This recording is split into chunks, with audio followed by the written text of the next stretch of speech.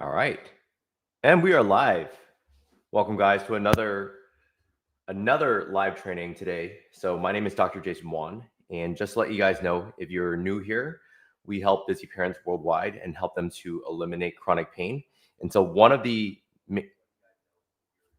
let's see. So I'm getting a little bit of audio feedback. Hopefully I can change this out. There you go. Cool.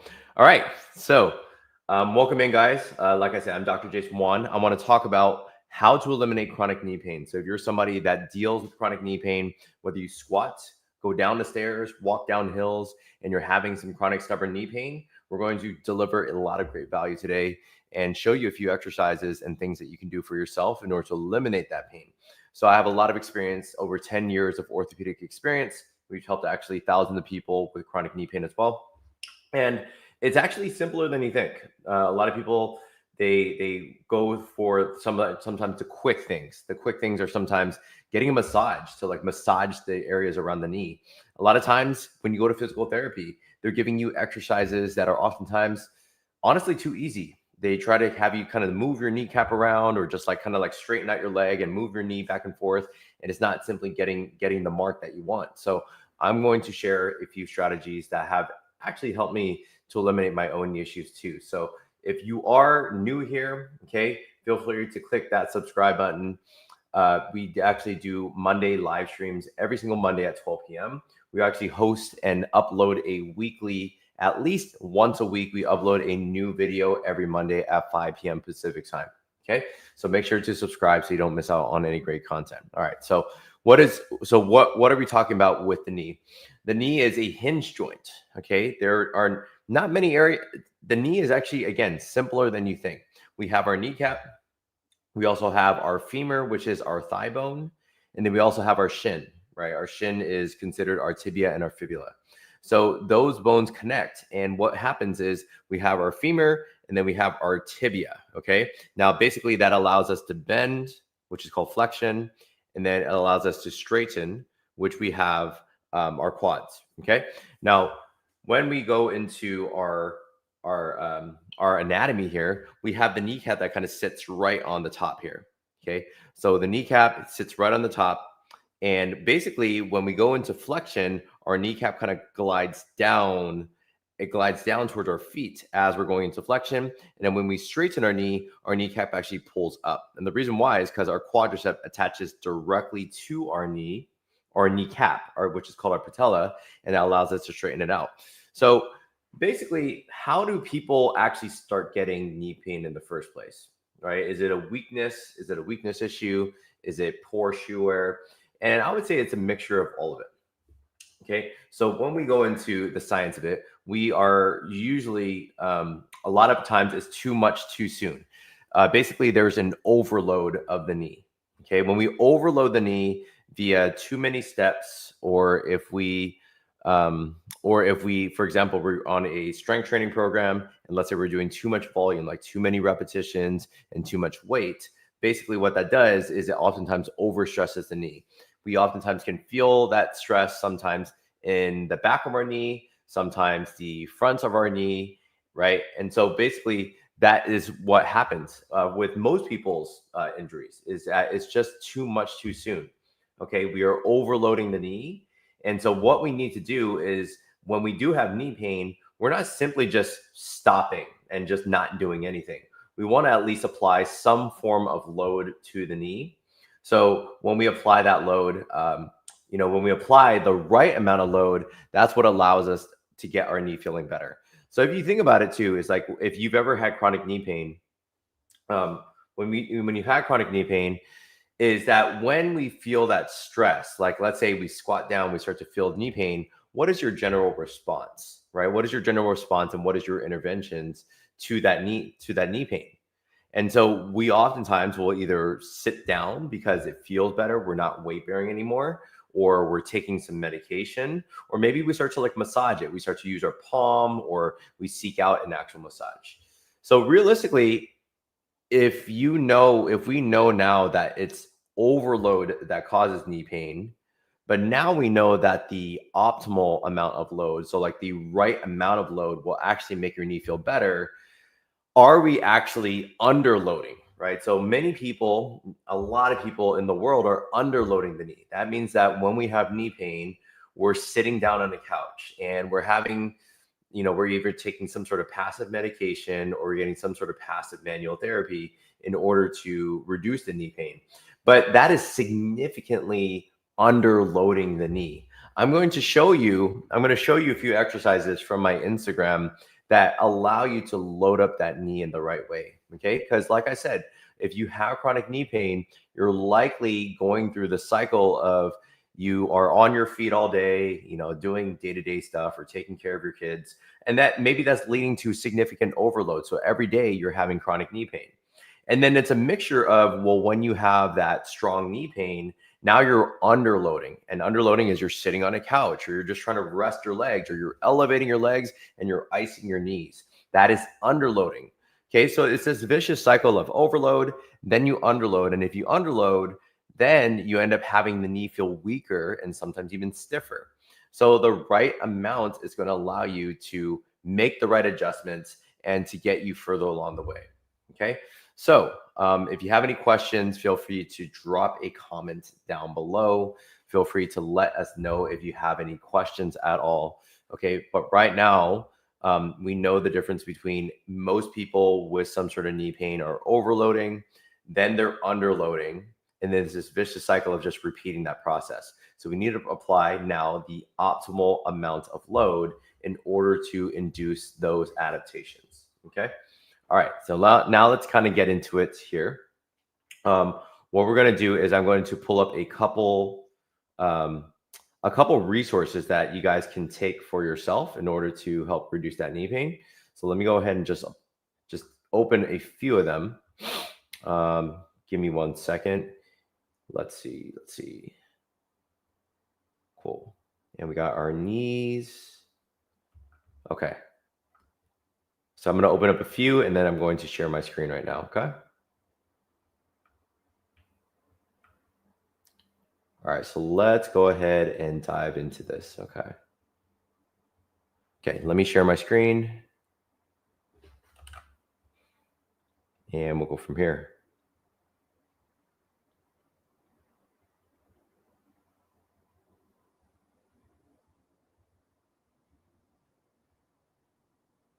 All right, guys. So you guys should be able to see a screen, and this is my Instagram page. Okay.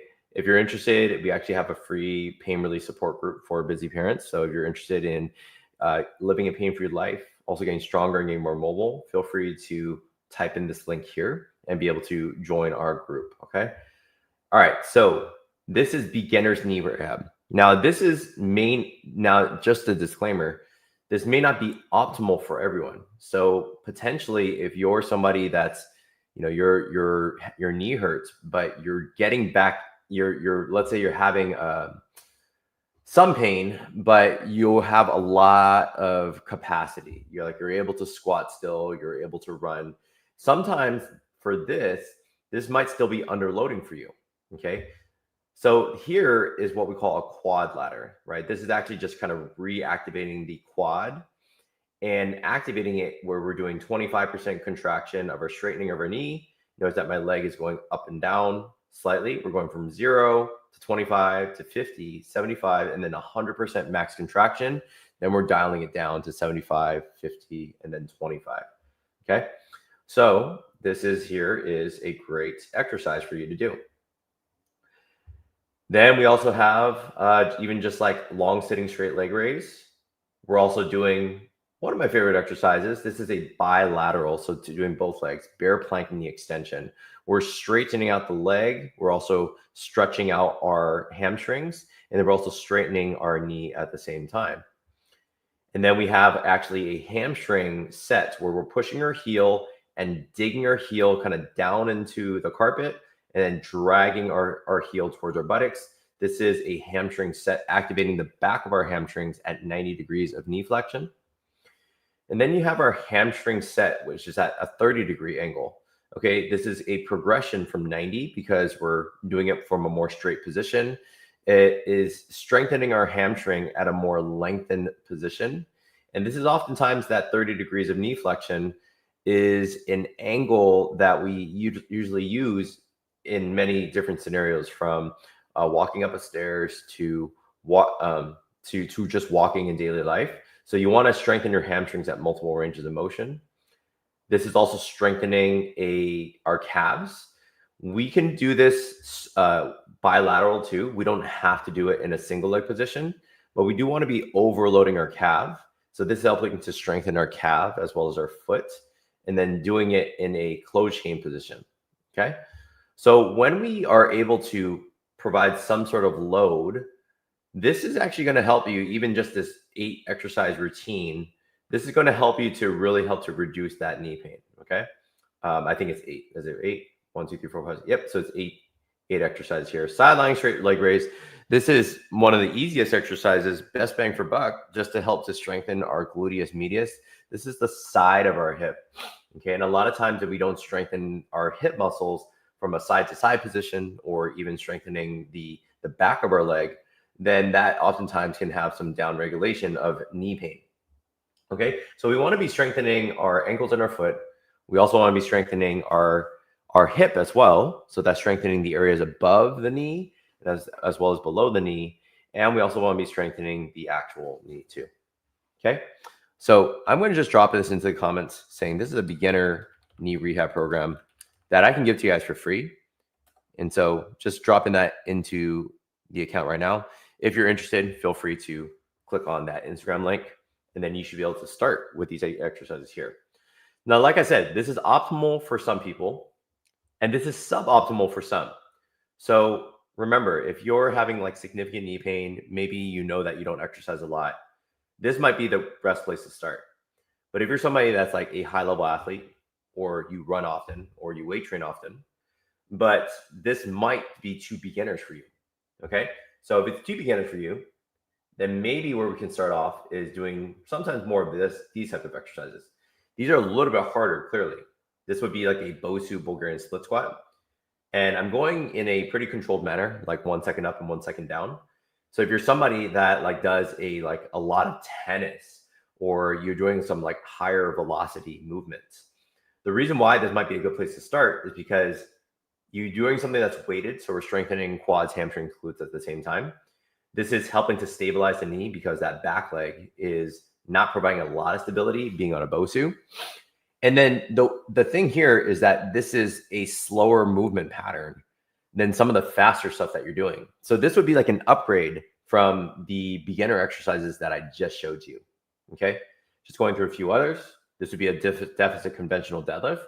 Mainly, we're strengthening our posterior chain by strengthening the hamstrings, glutes, low back, lats, all that.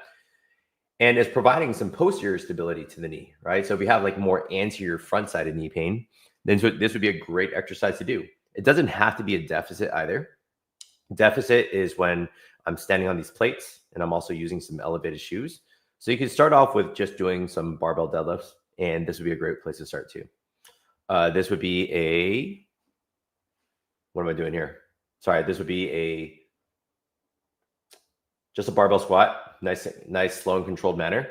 And I actually did write a good amount of stuff here that kind of explains to you guys what I'm kind of doing here. I wrote this out, and it said scale, don't fail. And all this means is that you're slowly trying to scale up your strength. And even if you do have knee pain, the goal here is, again, I keep saying it for this entire length and duration of this live stream, is that you want to provide the optimal amount of load without just underdosing. Underdosing is, again, taking complete days off, right? And you want to make sure that you're providing the right dosage. So if you're interested in this, this is a great thing to kind of read. So this would be for like intermediate to advanced knee rehab. Okay. And I just dropped that into the comments too. Okay. So you guys can see that I just dropped one there. Okay. And I also dropped the other. All right. Okay. Here are just like kind of like an in-between, right? So we're doing like assisted reverse noter curls. It's a great way in order to like load up the knee and the quads without actually putting our feet on the floor. So if you're somebody that's having some sort of chronic knee pain with doing squats or lunges or jumping or cutting, this is actually a great place to start. This is actually one of my clients, one of my powerlifting clients. that actually was having a significant amount of knee pain. And then after her doing some of these, she was able to get back to, sub 200 to 300 pound squats. And this is a female, right? This is a person that had a lot of knee issues, but these type of exercises were able to get her back into her sports and into her weightlifting pretty quickly. Okay. And like I said, this is the same thing that we go with like the deficit deadlift I was showing you. This was a way for her to kind of work around the pain. And that's a strategy that I always tell my clients too, is to work through or to work around pain. You don't want to, again, provide some sort of underloading. You want to provide the right amount. Okay. So this is also once we got her going, this was a high bar squat to get her back into weight training a little bit further. Once the pain was gone, we were able to get her back into some pretty heavy, significant squats. Okay. So I have a lot of resources for the knee, but if you're interested in further knee resources, again, always feel free to comment into the YouTube section and then let me know what else you guys want to see. Okay. Going into here too, like I said, this is our pain relief, strength, and mobility tips group for parents. Okay. So if you're interested in joining our group, I'm going to also kind of flash that through the screen too. So you can go to flexwithdrj.online/group. Okay. And then feel free to join us here. Okay. Join us in the training. And we actually have a lot of resources here. So if you go to like the guide section, more than just a guide section, but like, you go to the guide section, there's actually a full course here that you guys can actually watch, like how to relieve chronic aches and pains, how to different pain relief strategy, some of our client results, different mistakes that people might make when it comes to chronic pain, keys to long-term changes. There's a lot of stuff here. If you actually click on this click on this class here, the search class, you can actually type in knee, and you'll actually be able to see a lot of resources here for knee pain. So like advanced knee exercises. I just posted this recently here. So pretty active. Let's see. We have even more resources all down below. Here's a knee pain release, like how to release your knee pain in seconds with using a lacrosse ball. All right. And here's even further resources here. Okay. We have a lot of live streams. If you just keep scrolling down, you can see that you typed in the word knee and you have almost I wouldn't say limitless, but you have an insane amount of resources here that you guys can use for your knee. Okay. All right, guys. Cool. So let me go ahead and stop sharing really quick. Okay. So just to kind of recap on some things is that you want to make sure that you are not overloading your knee so much that you're causing knee pain. You want to provide the optimal amount. Okay. So the next thing I'm going to talk about today is more about shoe wear.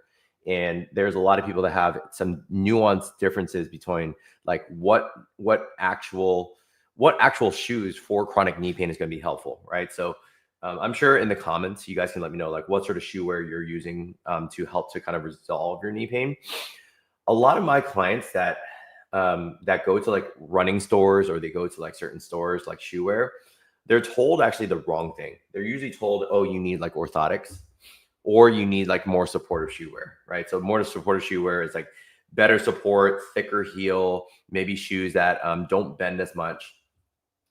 And when you are sometimes just wearing a shoe and you switch to a new pair of shoes, regardless if you buy a pair that's more flexible or you buy a shoe that's more supportive, a lot of times acutely, usually within the first 2 to 7 days, you already notice some sort of difference. Sometimes it actually makes you feel worse right away. 80-90% of the time, your knees actually do feel a little bit better, whether you've downgraded in support or you've upgraded in support. So what I mean by upgrading in support is that the shoe has more motion control technology, or it has a better heel to toe drop. Apologies for that. And so what ends up happening for that is if you wear a shoe that's more supportive, then it actually kind of makes the knee feel worse. And I'm going to share why that happens. So if the heel is like thicker, what ends up actually happening with thicker shoes is that it actually supports the foot and the ankle more. But what that does is that actually increases the stress to your knee and your hip, as well as your lower back. And the reason for that is because when you are walking, and let's say this is like the knee is my elbow, and then my wrist is my ankle, and then let's say this is my foot. So when we are walking, when we're walking like this, when we're wearing a more supportive shoe, what ends up happening is we actually overstride more. And when we're not controlling how our foot lands on the floor, that actually makes us heel strike harder. Heel strike is when our foot is in the air and when our heel strikes the floor when we walk.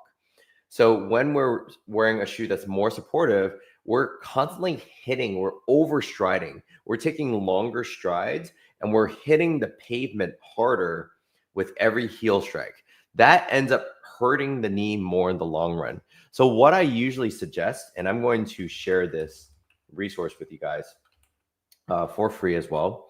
So let me go ahead and share my screen one more time.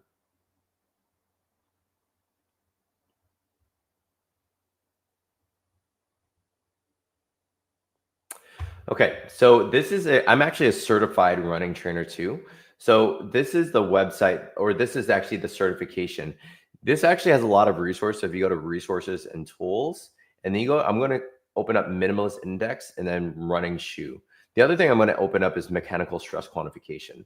This here is basically a 3 to 5 minute video that actually explains what I've been talking to you guys about. Is that you don't want to underload, which oftentimes can make the knee weaker, but you don't want to significantly keep creating so much overload that the knee keeps feeling stiffer and it hurts more. Okay, so definitely watch this video here, therunningclinic.com/mechanical stress quantification. Then I also want to go into minimalist index. So here you can see that the minimalist index, there's shoes that are called like zero drop or like minimalist shoes. So you can see here that these types of shoes that are more 100% minimalist are the shoes that are more flexible, they're lighter. And you can see that this is a famous shoe called the Vibram 5-finger shoes. This shoe basically is the most flexible and one of the lightest shoes, right? It's basically mimicking you walking barefoot on cement. You can see on this side, these are like Hokas. These are shoes that have a really thick heel. These shoes are very, very heavy. And these shoes also don't bend very well. Okay. So I'm going to share you an example is that right now, I actually, on a daily, I actually walk on a walking pad while I'm at work. I'm not walking right now, but these are a pair of Merrell Vapors. So you can see that this shoe, it floats in the air. It's extremely light. The heel is very, very flexible. You can see I can even squeeze it. Okay, so very little heel support too. Here, if I bend the shoe from the toe to the heel, this is actually what we call anterior to posterior flexibility. And so it's anterior to posterior, meaning like front to back flexibility. And then from here, if I try to wring out the shoe like a towel, this is what we call lateral or like, torsional flexibility. Okay. Okay, or medial to lateral flexibility. So you can see that I could just bend the shoe like that. You can see it's very flexible.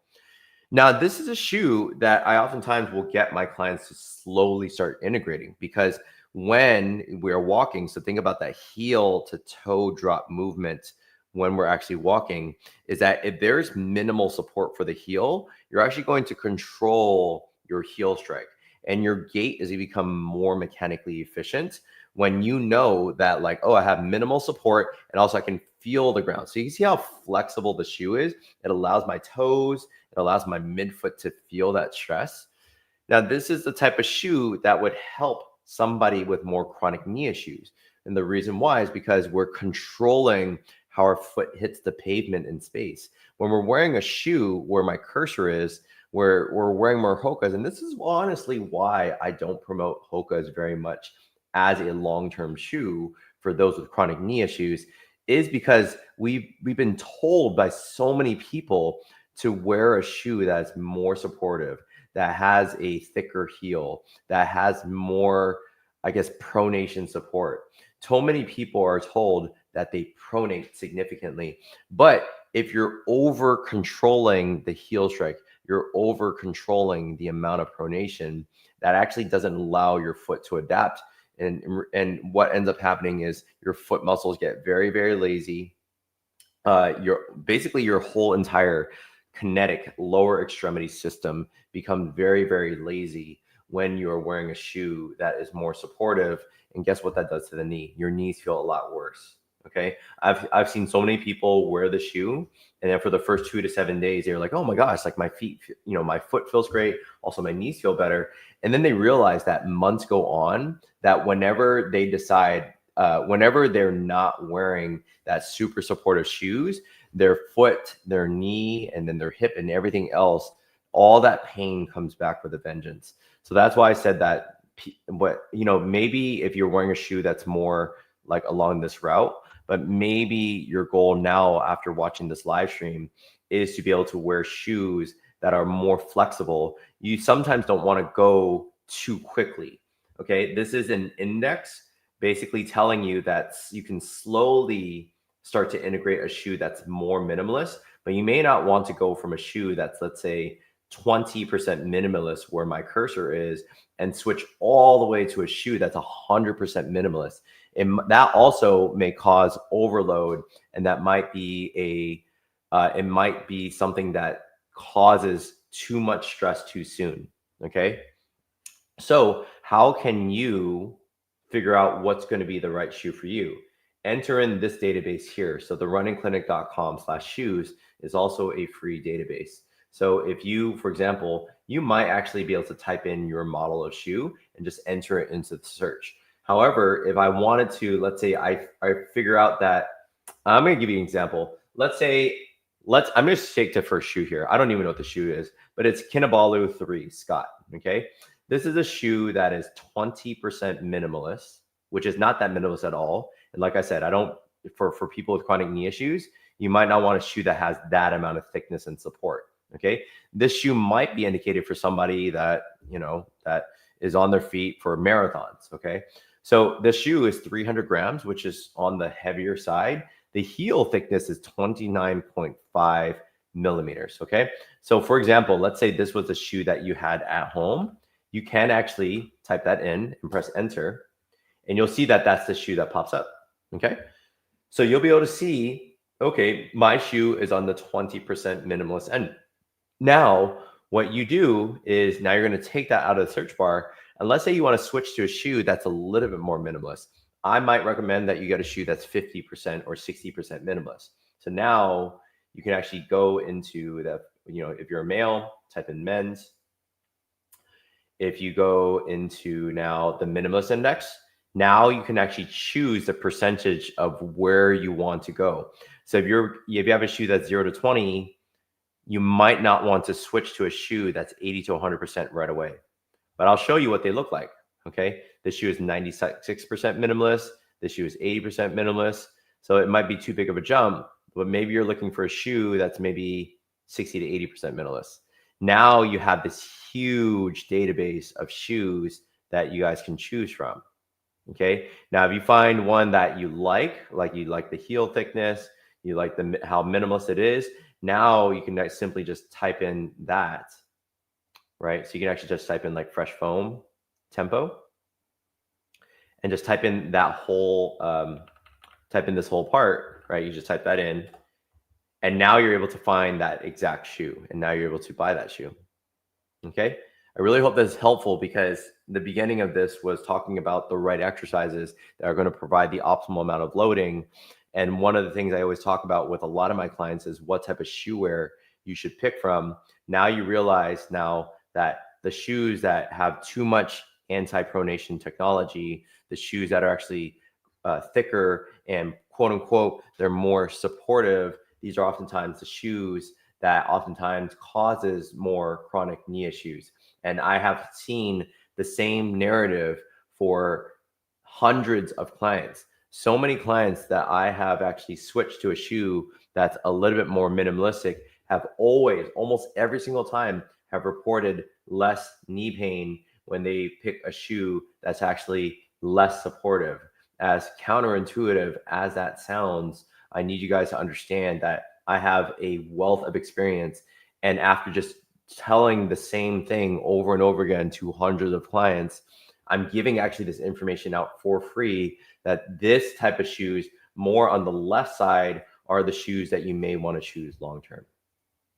Okay, so if anybody has any other questions, feel free to let me know. But I really hope that this helps to kind of clear up some of the theories and myths out there around shoe wear.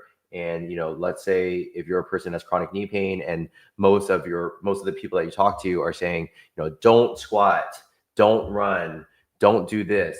They're telling you information or advice that is underloading your knee, which causes more long-term detriment. You need to find the optimal amount of loading, the optimal amount of dosing that's going to allow your knees to actually get stronger.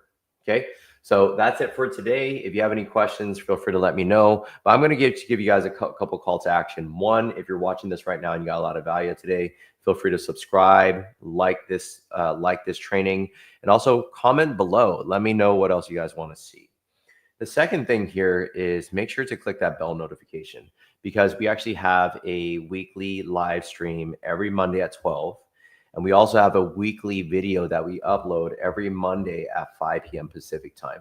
Okay, so you'll see a new video that pops up either in your email or you get notified on your app. So make sure to subscribe and click that bell notification. Okay, also, if you're interested in applying for one-to-one coaching, okay, we have actually serviced thousands of people across the world. So we have a program and a system that gives the most amount of support, gives you more personalized programming, allows you to get direct coaching from my team. So if you are interested in applying, I'm going to drop a link in the description below. So feel free to apply, fill out the application.